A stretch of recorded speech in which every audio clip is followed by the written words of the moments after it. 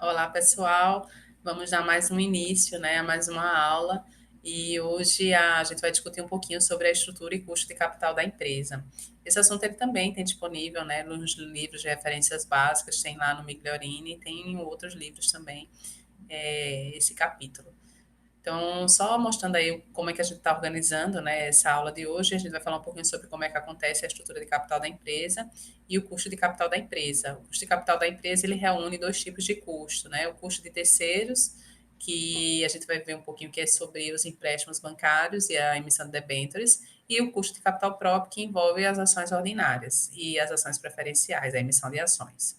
A gente vai falar um pouquinho sobre o custo médio ponderado de capital e finaliza com o custo marginal ponderado de capital.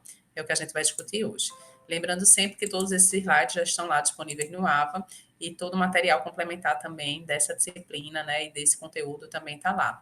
Tem textos, tem artigos científicos para vocês complementarem o que a gente vai estar abordando aqui na aula de hoje. Só apresentando um pouquinho sobre a estrutura de capital, como é que ela acontece, né? Em termos práticos, em termos visuais. Ela vai compor o custo de capital nesse sentido dentro do balanço patrimonial. Então, a gente tem a parte do ativo, que ele é composto pelo ativo circulante e o ativo permanente, tem o passivo circulante dentro da organização, e aí a gente entra com os exigíveis a longo prazo das empresas, que aí entre os empréstimos e as debêntures. Para quem não lembra, né, eu até já comentei no vídeo passado, que os empréstimos nem sempre são um mau negócio, né, quando você está obtendo, depende muito da taxa de juros que está associada e o tempo, né, e o valor monetário que você vai solicitar de empréstimo são decisões que o investidor não, o empresário, ele tem diante, né, o administrador financeiro, ele tem diante para verificar quais são as possibilidades para compor essa estrutura de capital. Então, a gente vai discutir isso e vai apresentar, né, e vocês vão ver que em determinadas situações o empréstimo não sai um mau negócio, quando comparado, por exemplo, com talvez a emissão de debêntures. Na questão da emissão de debêntures, eu não sei se vocês lembram também o que seriam debêntures. As debêntures são títulos vinculados à dívida empresarial. Então, a empresa, né, ela pode emitir títulos e esses acionistas, as pessoas que vão comprar esses títulos, elas depois de um período elas vão receber, né, por esses títulos, né? Geralmente ele pode ser pré-fixado, pós-fixado, a gente já falou isso no semestre passado, mas tem as debêntures também. Só que para emitir essas debêntures, a empresa ela também tem um custo, né, de emissão dessas debêntures. Então, não é tão simples assim, só chegar, a empresa quer emitir debêntures, ela vai lá e emite debêntures. Então, tem um custo associado que nem sempre é tão vantajoso, né, essa emissão. Em tudo isso, tanto os empréstimos bancários quanto a emissão de debêntures, ele compõe o capital de terceiros, né, que é o capital que é investido que vai ser recebido pela empresa, que são decorrência, né, tanto de empréstimos bancários, que aí no caso são recursos provenientes dos agentes de crédito, né, e quanto as debêntures, que são recursos oriundos, né, de terceiros, que aí no caso são os acionistas que comprem esses debêntures, esses títulos. E aí tem o capital próprio, né, da organização, da empresa, que aí é composto pelas ações ordinárias, as ações preferenciais e os lucros. Então, tudo isso a gente vai discutir na aula de hoje, né? Só para vocês terem ideia, né? Então, a empresa ela é composta pelo custo de capital de terceiros e pelo custo de capital próprio. Então, isso tudo são os elementos que compõem o custo de capital dessa organização. Mas vamos para a parte prática, né, professora? A senhora está falando muito aí, mas não é difícil, né, enxergar um pouco de como é que isso funciona. Ó, sobre o montante de capital terceiros, empréstimos e debêntures incidem juros. Então, tem os juros associados, principalmente para empréstimo bancário, como a gente pode contrair empréstimo bancário para pessoa física, fica muito mais fácil a gente entender o conceito de empréstimo do que quando a gente está relacionado com a questão das debêntures. Os juros pagos são dedutíveis da base de cálculo do imposto de renda das empresas. Então, todos os juros que são pagos quando a empresa contrai os empréstimos e emite as debêntures, eles são dedutíveis, né, da base de cálculo do imposto de renda. Então, a gente hoje, né, vai começar a ver o efeito do imposto de renda. Então, vocês vão ver que tem um efeitozinho que reduz, né, a negatividade que às vezes a gente tem quando a gente vai contrair esse tipo de capital de terceiros. Então, a gente tem um benefício, a gente, na verdade, chama o benefício do imposto de renda, que é isso que a gente vai falar hoje, agora. Um exemplo, né? Então, os juros pagos são dedutíveis da base de cálculo do imposto de renda das empresas, tornando com isso o custo dessas fontes menor que os juros contratuais. Então, de fato, quando a gente for olhar no contrato, os juros propostos, né, por essas organizações bancárias vão ser um, e quando vocês têm um efeito do imposto de renda, o juros real é outro, é diferente, né? Essa visualização. Então, um exemplo, consideremos duas empresas, X e Y. A empresa X tem em sua estrutura de capital 200 mil de empréstimos com juros de 20% ao ano. E a empresa Y não apresenta capital de terceiros. Então, uma empresa tem um exigível de longo prazo, né, de 200 mil, de decorrência do financiamento, do empréstimo bancário que ela fez, e já a empresa Y, ela não tem nada de empréstimo, ela não contrai um empréstimo nenhum, tá? Então, vamos lá para o caso prático aqui, como é que funcionaria? A gente tem essas duas empresas, né?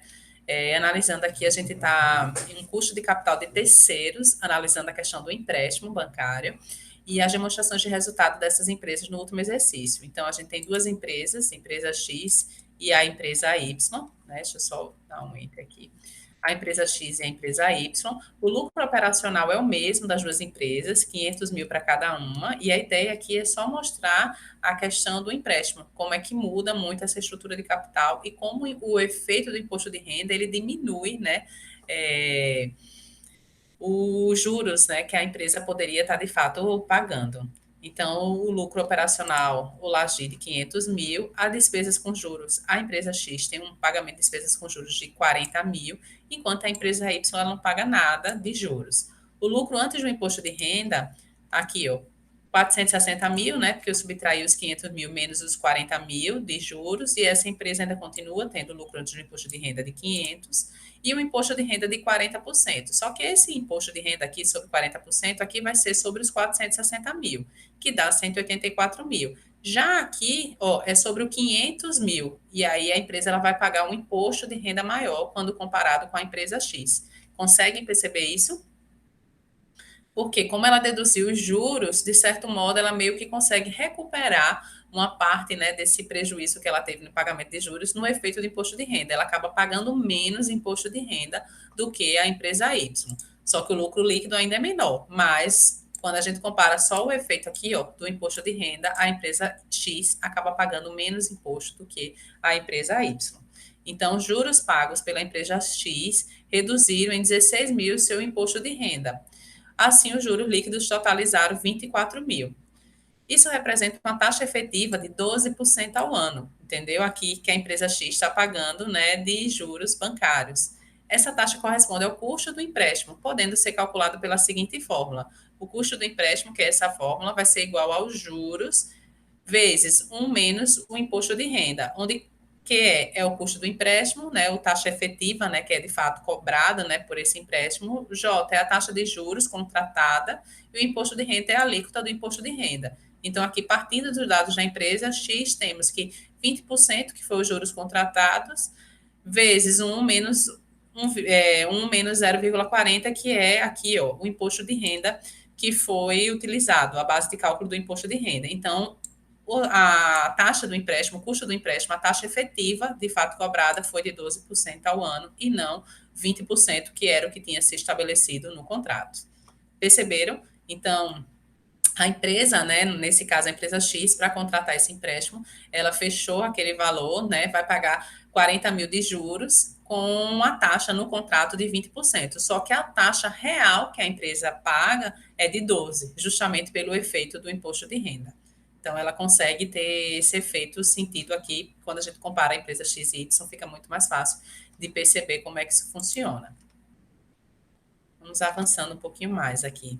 Já, isso aí foi o custo do empréstimo, tá? A gente tá analisando o capital de terceiros, a gente está analisando o custo do empréstimo, e agora a gente vai analisar o custo das debêntures. Então, ao emitir debêntures, a empresa assume os encargos relativos à operação desse tipo, como o underwriting, taxas administrativas, entre outras. Como eu falei, para você emitir as debêntures não é tão simples, não é chegar lá e emitir as debêntures. Tem o custo de taxas administrativas de você lançar uma debênture no mercado, tem taxas de emissão, taxas de você colocar no mercado, tem uma série de taxas administrativas que vão sendo somadas, que faz com que o custo da debênture não seja tão barato assim nesse sentido, e é o que a gente vai analisar agora. Para determinar o custo dessa fonte de financiamento, é necessário elaborar o fluxo correspondente, né? Então, a gente pegou aqui um exemplo, né, de custo, né, para a gente analisar como é que funciona esse processo. Lembrando que a gente está analisando capital de terceiros, a gente já analisou o custo do empréstimo e agora a gente está analisando o custo das debêntures, tá? Então, vamos lá. Para exemplificar, considerar a empresa Rio Pequeno tem emitido debêntures nas seguintes condições. Valor nominal dessa debênture de 100 mil, só que a gente tem um deságio de 2 mil. Vocês estão, não sei se vocês sabem, né? Não tem mais vocês aqui para eu perguntar o que é. Então, deságio no contexto de investimentos é uma condição de compra de um título por valor menor do que o preço nominal. Então, ou seja, o deságio é o valor que se paga menos e o ágio é o valor que se paga mais por um título. Então, o ágio tem o ágio e tem o deságio. O deságio, né, que é no caso dessa questão, é o valor que se paga a menos por aquele título, e o ágio é que se fosse o valor acrescido a mais por aquele título, certo? Então, deságio aqui, né, o valor a menos por esse título, no valor de R$ 2.000, encargos relativos à colocação desse título no mercado, de R$ 4.000. Então, o valor líquido a ser recebido por essa debênture, né, vai ser de 94 mil. A organização, ela vai lançar uma debênture no valor de 100 mil, mas ela só vai receber 94 mil. Esses 6 mil são encargos, né, para a organização colocar essa debênture no mercado. Então, o prazo para resgate das debêntures é de 4 anos e a taxa de juros é de 20% ao ano, pagos anualmente, e a alíquota do imposto de renda da empresa é de 40%. O fluxo de caixa das debêntures corresponde. A gente vai ver agora o fluxo de caixa, tá? Só para vocês tentarem entender um pouco mais. Aqui a gente tem os 4 anos, ó, ano 1, ano 2, ano 3 e ano 4. Deixa eu só voltar lá, porque aqui fala, ó, o prazo para resgate das debêntures é de 4 anos. Então, 4 anos é o tempo que vocês, né, que quem comprar essas debêntures vão ter para resgatar essas debêntures. E aí a gente vem aqui calcular. Pagamento de juros. Ele fala que o pagamento de juros, a taxa de juros é de 20% ao ano. 20% vezes os 100 mil, que é o valor nominal. Aí vocês podem perguntar, professora, não é sobre o valor líquido a ser recebido? Não. Os juros é sobre o valor total, né, dessas debêntures que são colocadas no mercado. Então, se é 100 mil, então os juros vai ser 20% sobre os 100 mil, que dá os 20 mil, que é o pagamento de juros. Então, ele vai pagar de juros, ó, no ano 1, 100 mil, 100 mil não, desculpa, 20 mil, 20 mil, 20 mil, 20 mil, que é o pagamento de juros sobre aquele montante total. Benefício do imposto de renda, então, vai ser 8 mil, né, que é o que ele vai pagar de benefício do imposto de renda. Então, também tem esse valor, que aí lembra do mesmo jeito que a gente teve o efeito, né, sobre o empréstimo, do benefício do imposto de renda, a gente também tem aqui sobre as debêntures. Então, tem o imposto de renda, ele vai atuar desse mesmo jeito também. E aí a gente tem lá 40% sobre os 20 mil, que dá os 8 mil. Então, ele tem o benefício de imposto de renda de 8 mil para os 4 anos. As despesas com juros líquidas, ele fala aqui, ó, que ele vai ter uma despesa com juros de 12 mil, né? Que aí ele vai ter essa despesa em cada um desses anos, que é o 20 mil menos o 8 mil, que dá 12, é as despesas que ele tem para juros. O pagamento desse resgate no final dos 4 anos é os 100 mil, só que no ano 0 ele vai pagar os 100 mil para quem comprou as debêntures, né? Que ele vai ter que pagar com juros e tudo esse valor de 100 mil. Total desembolsado, ele vai desembolsar 12 mil em cada um dos anos, mais os 100 mil no último ano, ele vai desembolsar 112 mil no ano 4, mas só vai receber no ano 0 94 mil. Vou voltar para tentar explicar um pouquinho com mais calma para vocês. Só lembrando, né, que a gente tem lá o valor nominal de 100 mil, a gente tem o deságio, né, que é o valor debitado desse valor nominal, e os encargos relativos à colocação, né, dessas ações no mercado, um total de 94 mil. A gente já falou aqui que a taxa de juros é de 20% ao ano, então 20 sobre os 100 mil, a empresa vai pagar de encargos de juros, né, de 20 mil reais. E ele fala que a alíquota do imposto de renda é de 40 mil. E aí, voltando para cá, né, o pagamento de juros 20 mil ao longo desses 4 anos, o benefício do imposto de renda 40% vezes o 20, que dá os 8 mil, e aí o 20 menos 8, que dá os 12 mil, que é as despesas líquidas por juro. No ano 0, a gente tirando o deságio e os encargos administrativos, a empresa vai receber 94 mil, e no final do 4º ano, ela vai pagar os 100 mil, que é o valor total, né, das debêntures que ela emitiu, mais né, os 12 mil que foram o total desembolsado e os juros que ela teve que pagar ao longo desse período. Entendeu? Só um minutinho. Só trocar aqui.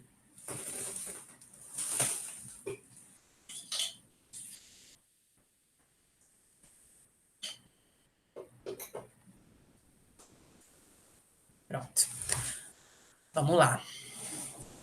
E aí, para calcular o custo do empréstimo, vocês observaram lá que tem uma fórmula, né? O custo do empréstimo. O custo das debêntures aqui é a mesma fórmula de calcular a TI. Vocês vão ver a TI, que é o assunto da que a gente está lá também nessa B1. Então, tem como calcular a TI, só lembrando que a TI, ela não tem como calcular manualmente, você só pode utilizar o Excel ou a calculadora HP12C para fazer o cálculo da TI. E aí é colocando na fórmula mesmo da TI. Tá? Então, o custo das debêntures, né, o KD, que é o custo das debêntures, é determinado pela TI desse fluxo. Então, vai lá, né, na fórmula da TI, os 94 mil, que foi exatamente o que ele recebeu no ano zero, que é igual aos 12 mil, que é como se fossem os fluxos de caixa, né, que ele vai ter que sair de cada ano. Só que detalhe, né, preste atenção que no ano 4 ele vai ter o total desembolsado de 112 mil, e não somente os 12. Então, no ano 1, ele vai pagar somente as despesas com juros líquidas, e já no ano 4, ele vai pagar o pagamento do resgate dos títulos, que as pessoas vão resgatar o título no ano 4, mais os juros para esses investidores. Embaixo, né, da TI, vai ser 1 mais a TI, né, que é o que a gente quer saber qual é a taxa interna de retorno, né, o custo, né, dessa transação, elevado a 1, a 2, a 3 e a 4, porque são o número de anos. Se tivesse 5 anos, professora, seria 1 mais a TI elevado a 5. Assim sucessivamente, a decorrer, a depender do número de anos que esteja sendo analisado. Então, a TI, né, calculando tudo isso aqui, dá uma TI de 14,06, ou seja, o custo das debêntures, para esse caso aqui analisado, seria de 14,06. Tá bom, pessoal? E aí ele decidiria, né? Analisando esse cenário, esse custo aqui é viável para a organização, seria interessante, né? A organização emitir debêntures, não seria, então ele tem como fazer todo esse tipo de análise.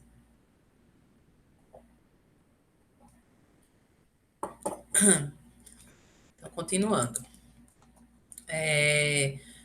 Custo de capital terceiros, né? A gente já vai retornar aqui, mas basicamente é isso. Tem o custo de empréstimo, o custo das debêntures. Então, custos de empréstimos e financiamentos, né? Ao contratar empréstimos e financiamentos, as instituições financeiras cobram taxas e comissões, reduzindo o valor líquido recebido. Ali a gente fez um exemplo, né, um pouco mais simples de empréstimo, e esse aqui é analisando o fluxo de caixa da empresa. Ali a gente só pegou, né, duas empresas, duas situações, só para vocês verem como é que seria uma empresa, o benefício do imposto de renda. Então, na verdade, naquele primeiro caso que a gente estava analisando, era só para vocês sentirem, né, e verificarem os efeitos que tem o imposto de renda, né, sobre duas organizações. Agora a gente vai detalhar a questão do custo do empréstimo em si, né, analisando o fluxo de caixa, conforme, do mesmo jeito que a gente fez o custo das debêntures, tá? Então, ao contratar empréstimos e financiamento, as instituições financeiras cobram taxas e comissões, reduzindo o valor líquido recebido. Então, do mesmo jeito, né, que a gente teve os custos das debêntures, a gente também tem custos, né, quando a gente solicita os empréstimos bancários. Então, para determinar o custo dessa fonte de financiamentos, é necessário elaborar o fluxo de caixa correspondente. Para exemplificar, consideramos que a empresa Rio Pequeno, né, aquela mesma que a gente fez as debêntures, tenha solicitado um empréstimo junto ao banco. Então, o valor do empréstimo no valor de 200 mil, e ela teria taxas e comissões bancárias de 15 mil reais. O valor líquido recebido seria, na verdade, de 185 mil. Professor, isso aqui acontece na prática? Sim, acontece na prática. Tem taxas e comissões bancárias. Só para vocês terem uma ideia, né, contextualizando aqui, dando um exemplo particular, eu pedi um empréstimo recente para construir uma casa. E eu paguei não umas taxas assim, né, nesses valores assim, para poder fazer isso. Então eu achei também, cometi o mesmo erro, que eu achei que isso só servia para empréstimos, né, para pessoa jurídica, mas não, as pessoas físicas também. Tem uma série de encargos que faz com que o recurso financeiro que você receba seja um pouco menor, tá? Então, o valor líquido recebido, né? Justamente por essas taxas e comissões que a gente paga quando vai contrair esse empréstimo. Então, prazo do empréstimo de 4 anos, devolução do principal no final do contrato, a taxa de juros é de 20% ao ano, pagos anualmente. E a alíquota do imposto de renda é de 40%. Então, o prazo do empréstimo também, né, no mesmo intuito que a gente estava analisando a questão anterior, de 4 anos, taxa de juros de 20% e a alíquota o mesmo, né? Então, o fluxo de caixa aqui não é da Gebentures, viu, pessoal, que tem um errozinho, ignore, é o fluxo de caixa do empréstimos, né? É esse aqui. Ó, o fluxo de caixa do empréstimo. A empresa ela só vai receber 185 mil, né? Porque foi deduzido os custos, né? Só que ela vai pagar os juros sobre o montante. Então, vai ser 20% sobre 200 mil, que dá 40 mil. Então, aqui, ó, 20% sobre 40 mil. Então, ela paga os juros sobre o valor principal, mas ela só recebe o valor decrescido, né? Desses encargos e taxas administrativas. Benefício do imposto de renda: 40 vezes 40 mil, 40% vezes 40 mil, que dá 16 mil, e as despesas com juros vai ser o 40 menos 16 mil, que dá o 24 mil. Isso para cada um dos anos. Então, pagamento das despesas com juros, né, ela vai ter que pagar 24 mil. Né? O que ela vai pagar por causa do benefício do imposto de renda. Então, total desembolsado por ela, né? O que ela vai desembolsar no ano? 24 mil, no ano 2, 24 mil, no ano 3, 24 mil, só que no ano 4 ela vai ter que devolver o principal, né, do que ela contraiu de empréstimo, aqui nesse caso, né, os 200 mil, mais os 24 mil, que é o pagamento de juros. Ela recebe no ano 0, 185 mil e paga no ano 4, 224 mil. Tá? Então, o custo do empréstimo, utilizando a mesma fórmula da TI, que usou lá para o custo das debêntures, 185 mil foi o que ela recebeu no ano 0, e aí eu venho aqui inserindo o fluxo de caixa de cada um dos anos. 24 mil do ano 1, 24 mil do ano 2, 24 mil do ano 3, só que no ano 4 eu vou pagar 200 mil, que é a devolução do principal, mais os 24 mil de juros, somente no ano 4. E aí eu quero calcular a TI. Lembrando novamente que esse 1, 2, 3 e 4 é o número de anos. Se eu tivesse aqui colocando 5, 6, 7 e assim sucessivamente, tá? A TI, desse caso, seria 14,61%, ou custo do empréstimo seria de 14,61%. Certo? Então é isso, pessoal. Lembrar que sempre que estiver analisando custos de debêntures e custos de empréstimos, eu tenho custos associados a isso, a contratação ou a emissão, que devem ser deduzidos do montante a ser recebido. Aqui nesse caso foi 185 mil, nas debêntures foi 94 mil. Outra coisa, a gente tem o pagamento de juros, né, que devem ser feito cada um dos anos. Esse pagamento de juros, esse cálculo aqui é sobre o montante principal a ser recebido. Então, é 20% de juros, né, pagos por ano sobre o valor nominal e não sobre o valor líquido recebido. Então, fiquem atentos a isso para vocês não errarem na hora da prova. Depois, eu subtraio o benefício do imposto de renda, né? Que aí vai ser os 40% vezes esses 40 mil aqui que deveria ser pago de juros. Na verdade, o que é que a empresa vai estar pagando de juros? Vai estar pagando essa despesa líquida, né? Porque eu já tive o benefício do imposto de renda. Então, ao invés de 40 mil, vai ser deduzido esses 24 mil aqui. E no quarto ano vai ser o valor total, os 200 mil mais os 24 mil, somando 224 mil. Coloco na fórmula da TI e eu tenho o custo do empréstimo. Lembrando que a TI eu não tenho como calcular isso aqui na mão, tá? Porque isso aqui vai me dar uma equação lá do segundo grau, né? Que não vai ter como com um exponencial um valor muito alto. Então, tem que ser feito ou pela calculadora ou no Excel. Aí, vamos lá. Então, isso foi a fórmula que eu calcular, né? O custo do empréstimo e o custo das debêntures. Vamos analisar agora o custo de capital próprio. Então, a gente estava analisando o custo de capital terceiros, a gente já sabe agora como calcular o custo de empréstimo e o custo das debêntures, tudo compõe o custo de capital terceiros, e a gente entra na análise agora do custo de capital próprio.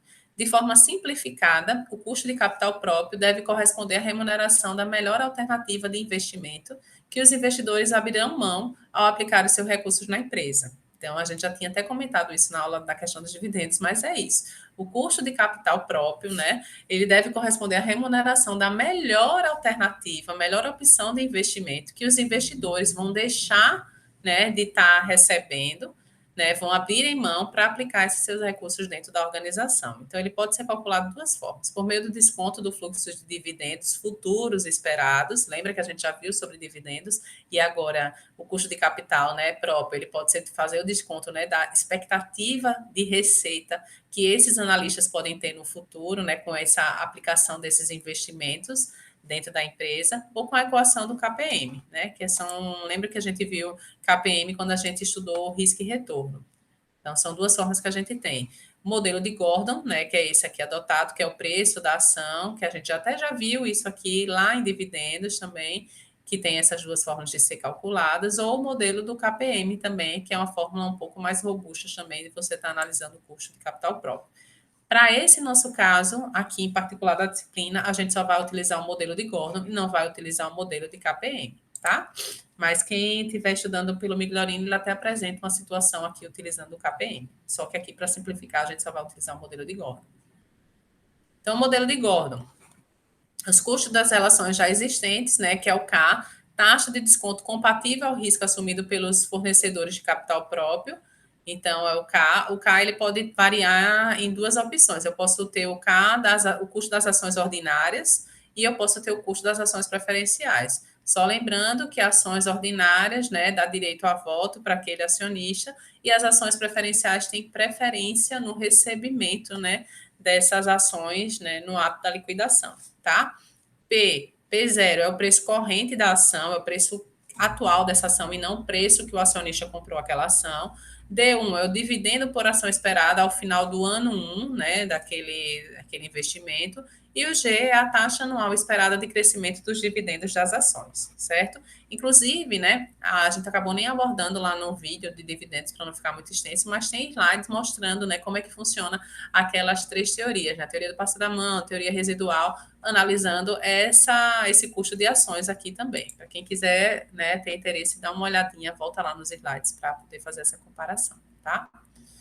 E aí eu tenho dois custos, né? Uma coisa que é interessante falar, que tem a fórmula do custo das ações já existentes, que já são ações que já estão disponíveis e circulando no mercado. Lembra também quando a gente viu o mercado de investimentos, a gente disse que tinha dois mercados, mercados primários e mercado secundário. Mercado primário é quando a ação é colocada inicialmente no mercado, ela entra nesse mercado primário.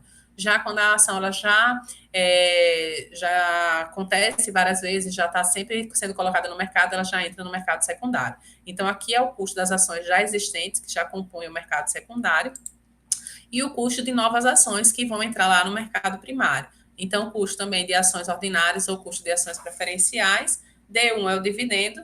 O G vai ser a taxa anual de crescimento desses dividendos, né, das ações, e o VL vai ser o valor líquido recebido pela venda de uma nova ação, tá? Então, ele muda aqui nesse caso. Aqui é o preço corrente da ação e aqui é o valor, né, líquido, né, recebido por essa nova ação, certo? E aí a gente também tem outra coisa, né? Eu falei que o custo de capital da empresa ela seria custos de ações ordinárias, custo de ações preferenciais, e a gente tem o custo dos lucros retidos também por essa empresa, né? Então, os lucros retidos são tratados como equivalentes ao ingresso de recursos mediante a emissão de novas ações, mas sem incorrer em gastos com taxas, comissões, corretagens, que é o que essas taxas a gente incorre sempre que a gente coloca ações, né, em circulação. No cálculo dos custos dos lucros retidos, o CAR, né, que é o custo dos lucros retidos, é utilizada a mesma equação das ações ordinárias já existentes, de modo que o custo dos lucros retidos vai ser igual ao custo das ações ordinárias. Então, quando vocês estiverem, né, fazendo os cálculos, que é o que a gente vai mostrar agora, né, e a gente depois vai ter um dia só para síncrono, só para resolução de exercício, sempre que tiver lucros retidos, já saiba que é igual, né, o mesmo resultado do custo de ações ordinárias, tá? Então, KPM, né, que eu falei, né, só para mostrar aqui a vocês, mas a gente não vai desenvolver por essa fórmula, né, é o K, retorno esperado do ativo, RF, a taxa de um ativo livre de risco, B é o beta, o coeficiente beta, que vocês já viram, o KM é o retorno esperado da carteira do ativos de mercado, né, o RF, né, é o ativo livre de risco, e o RB é o risco Brasil. Lembrem que quando a gente viu risco e retorno, a gente não inseria essa questão do risco Brasil, porque o modelo KPM é um modelo internacional, então ele avalia ações, né, de várias companhias, né, para compor a sua carteira de ações. Aqui, no caso, como é o custo da empresa de uma organização brasileira, ele tem que inserir o risco país. Então, quem acompanha, quem conhece um pouquinho como isso, né? Tem várias agências internacionais que elas divulgam, né, anualmente a taxa de risco Brasil. E a taxa de risco Brasil envolve uma série de fatores, na verdade, que nem sempre as organizações elas vão no mesmo sentido, né? de mesma coisa, mas assim, só para vocês entenderem, envolve confiabilidade do governo, envolve desenvolvimento do país, envolve estrutura política, estrutura econômica, estrutura social, então, para dar credibilidade, né, para esses investidores e saber como é que o país está saindo divulgado por essas agências, o risco país, o risco Brasil. Tá? Mas eu não vou adentrar tanto isso, porque é uma discussão muito maior. Mas quem tiver interesse, dá uma busca lá no Google para que fica mais fácil compreender, tá? Então, voltando lá, né? Então, o custo médio ponderado de capital, ele vai envolver o quê, né? Se a empresa ela tem empréstimos, envolve o custo de empréstimos. Se a empresa tem debêntures, ela envolve o custo de debêntures. Se ela quer emitir ações ordinárias, ela tem o custo de ações ordinárias. Se ela quer emitir ações preferenciais, ela tem o custo de ações preferenciais. E se ela tem lucros retidos, também envolve o custo. Então, são esses 5 custos que podem compor o custo médio ponderado de capital. Professor, é obrigatório que a empresa tenha os 5? Não. Isso são possibilidades até para o administrador financeiro ele analisar, olha, tal custo é maior, tal custo é menor, vamos optar por esse tipo de investimento, por esse tipo de técnica, então fica a critério muito da empresa ele escolher qual é a melhor opção. Lembrando que a gente não pode só chegar lá, professor, é melhor só investir em capital terceiro, só investir em capital próprio. Não existe muito isso, porque cada um tem custos diferentes associados. Lembrando que não é vantagem para a empresa emitir ações a tudo e qualquer direito, porque aí o preço da ação vai lá para baixo, né? Não é tão viável. E para a empresa também emitir debêntures e empréstimos, ela precisa ver as condições de juros, né, que estão sendo feitas, né? Então, tudo isso é uma análise, né, muito mais criteriosa.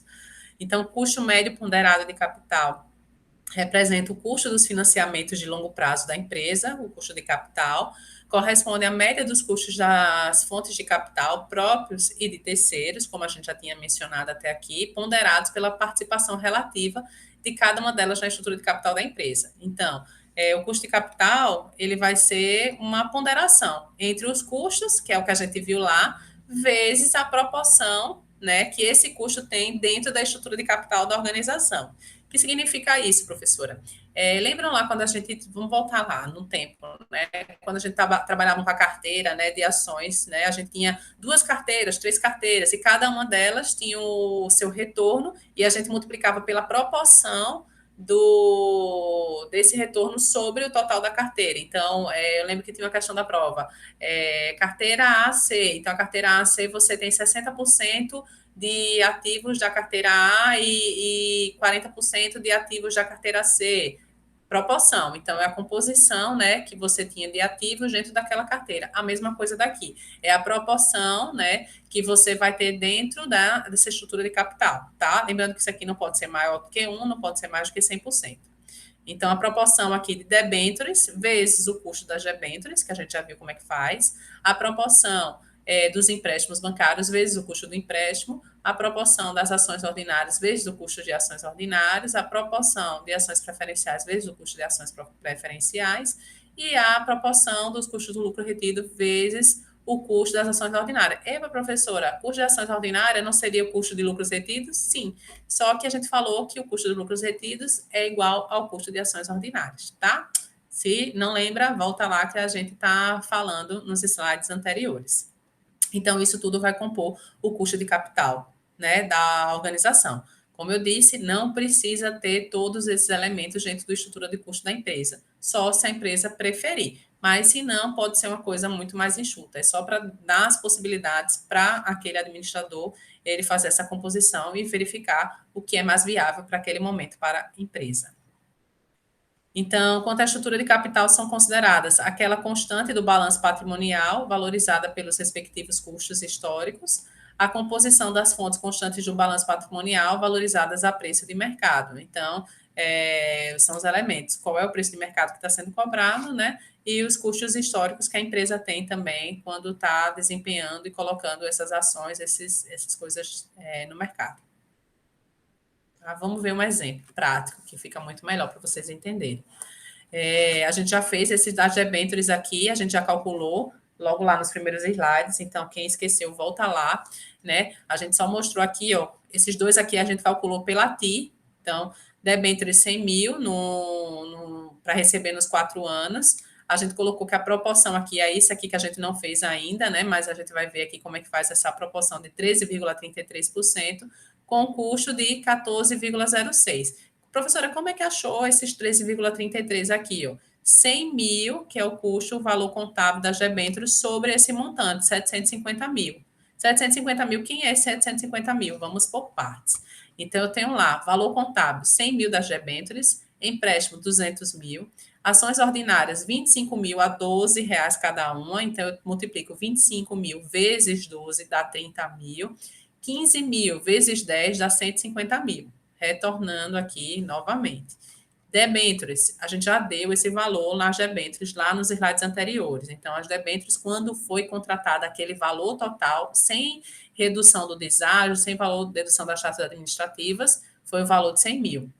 Empréstimos, valor total do empréstimo sem a dedução das taxas administrativas, 200 mil. Patrimônio líquido, né, que aí no caso são custo de capital próprio. Ele fala que tem 25 mil ações e que essas ações valem 12 reais cada uma. Então, 25 mil vezes 12, 30 mil, 300 mil é o que ele tem, né, em referente a ações ordinárias. Ações preferenciais, ele informa que tem 15 mil ações a 10 reais cada uma. Então, 15 vezes 10 totalizam 150 mil. Como é a composição desta estrutura de capital da empresa? Vai ser 100 mil das debêntures, 200 mil dos empréstimos, mais 300 mil das ações ordinárias, mais 150 mil das ações preferenciais. Então, somando tudo isso, 750 mil. Vou lá para a proporção, quero saber a proporção de debêntures dentro dessa minha estrutura de capital da empresa. Então, eu tenho uma estrutura de capital de 750 mil e eu sei que desses 750 mil, 100 mil é de debêntures. Então, eu divido 100 mil por 750, vou saber e achar 13,33 é a proporção de debêntures, né, dentro da minha estrutura de capital. Faço o mesmo para empréstimo. 200 mil dividido por 750 mil dá 26,66. 300 mil dividido por 750, 40%, e 150 mil dividido por 750, 20%. Somando todas as proporções, tem que ser 100%.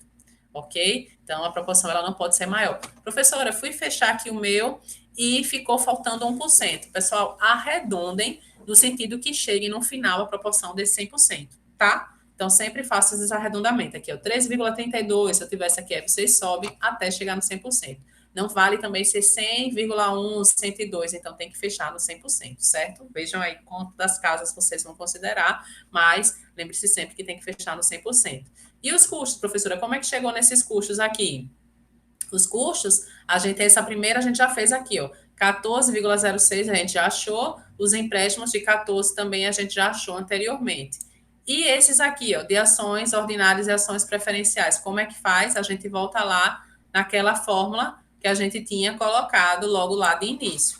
A gente tem, né, do P0 vezes D11. Deixa eu só voltar aqui para lembrar vocês, ó. Então, eu tenho lá o custo de ações, né, que é os dividendos, o P0 e o G. Aí, com essas informações aqui, eu consigo calcular o custo das ações ordinárias e consigo calcular o custo das ações preferenciais, certo? Não se preocupe que a gente vai fazer esses exercícios em conjunto também. Aqui eu só estou explicando os slides. Feito isso, né, colocando aqui, a gente tem e vai atribuir esses valores para achar o custo ponderado, tá? Aí, vamos lá, calcular aqui. 13,33 vezes o 14,06, 26,67 vezes o 14,61, só estou calculando aqui, ó, proporção vezes o custo de cada um deles. Proporção vezes o custo de cada um deles e somo todos eles. Aqui eu tenho lá, nesse exemplo específico, eu não tenho os lucros retidos. Então, se eu não tenho lucros retidos, ok, não preciso colocar. Eu tenho somente o custo dessas 4 fontes de capital próprio e de capital terceiros, certo? Multipliquei todos eles, né, o seu custo pela sua proporção, o meu custo médio de ponderado de capital dá 16,47. É o custo, né, de todas essas transações reunidas, é o custo de capital que a empresa vai ter, né, se ela optar por emitir debêntures, contratar empréstimos, emitir ações ordinárias e emitir ações preferenciais. Tá, joia? Então, vamos lá. Aqui é um outro exemplo, né? Aqui é quando vocês observam aqui, é se tivesse alterado aqui, ó, o preço das ações de 25 mil, né? A gente estava com as ações aqui a R$ 12, se as ações ficaram mais caras, a gente muda também, né? O patrimônio líquido da empresa, então muda a estrutura de capital e com isso vai mudar toda a proporção dessas organizações. Uma das coisas que vocês têm que observar, ó, que os custos eles não se alteram. Quem mudou aqui foi a proporção, né? Caso haja alterações dessas ações ordinárias, tá? Se elas elevarem o preço dessas ações, o custo permanece, certo? Ó, só para vocês observarem aqui, comparando os dois slides. E aí eu vou ter um novo cenário de custos dessas operações, tá? E aí aqui, quanto seria o custo marginal anterior? 16,47, e aqui com essa nova estrutura, né, de capital foi para 16,86%. Esse exemplo que a gente está vendo aqui é um exemplo que eu retirei lá do Migliorini. Quando a gente estiver tendo a nossa aula prática, eu vou colocar ele, vou ler ele para vocês, que aí fica mais claro, a gente repete esse exercício no exercício prático, certo? Aqui são a estrutura ótima de capital, né? Aqui são alguns exemplos, né, de custo de empréstimo, né, custo de ações ordinárias, e aí calculando aqui com essas variações, né, uns exemplos. Aqui também é uma estrutura ótima de capital, se a gente fosse colocar dentro de um gráfico, né, no exemplo anterior. E o custo médio ponderado de capital, que seria um custo de novos recursos. Então, é o custo associado aos novos financiamentos obtidos pela empresa. Então, sempre que forem obtidos novos financiamentos para a empresa, ela vai ter que recalcular aquilo, né? Porque podem ter custos e operações diferentes. Então, custo relevante nas decisões de investimento, uma vez que se espera que a empresa invista em ativos que proporcionem taxas de retorno acima do seu custo ponderado de capital. Então, o que é que isso quer me dizer aqui? Que a empresa ela vai ter um custo de 16,86%. Então, para os acionistas, né, só vai ser viável reter esses dividendos, deixar esses dividendos na empresa, se a rentabilidade, né, sobre os novos negócios der um custo superior, der uma receita superior a esse custo que a empresa vai ter, tá? Então, era isso, pessoal. Encerramos a segunda aula, né? Dúvidas, eu sugiro que dê uma lida, né, nos slides, dê uma lida também no capítulo do livro, e a gente vai ter o nosso encontro síncrono para fazer somente questões sobre isso aqui, né? Mas vocês precisam pelo menos ter um entendimento prévio de como é que acontece, o que é cada um deles, para poder a gente fazer a lista de exercícios. Quem tiver dúvida, posta lá no fórum, né, que a gente vai tentar sanar essas dúvidas. Era isso que eu tinha para falar com vocês hoje. Até mais, até o próximo vídeo. Tchau, tchau, pessoal.